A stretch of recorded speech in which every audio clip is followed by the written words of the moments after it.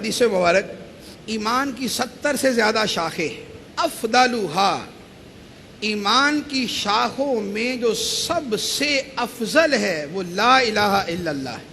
ہم میں سے کتنے ہیں کہ جنہوں نے اس لا الہ الا اللہ کو وظیفے کے طور پہ، ورد کے طور پہ، ذکر کے طور پہ تھاما ہوا ہے؟ تصوف کی فیلڈ میں جو اس کا سب سے کم فیگر ہے، تعداد ہے، وہ 6000 ہوتی۔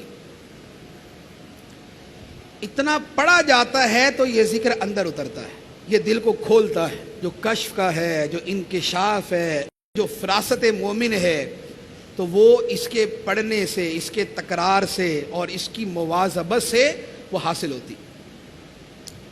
تو اب ہم لا الہ الا اللہ کتنا پڑھتے ہیں آپ دیکھ لیں۔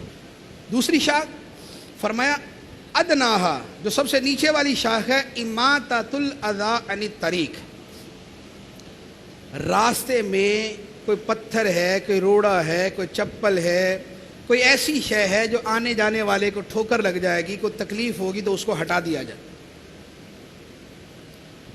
اب تھوڑا سا ہم اس پر بھی غور کر لیں کہ ہم راستے سے تکلیفیں ہٹانے والے ہیں یا ڈالنے والے ہیں؟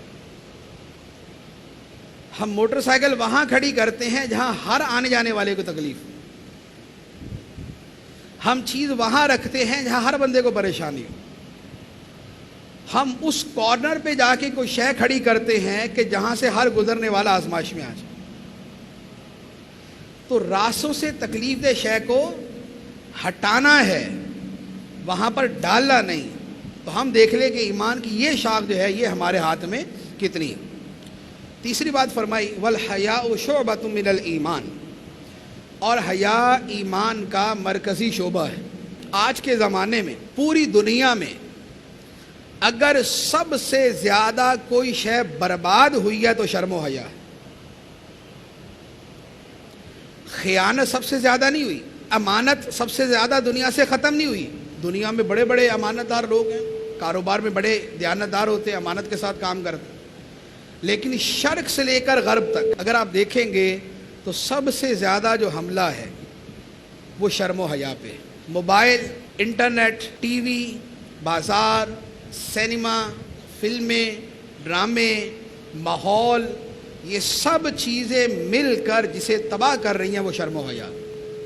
اور نبی پاک علیہ الصلوۃ والسلام نے کیا فرمایا کہ ایمان کا مرکزی شعبہ ہے۔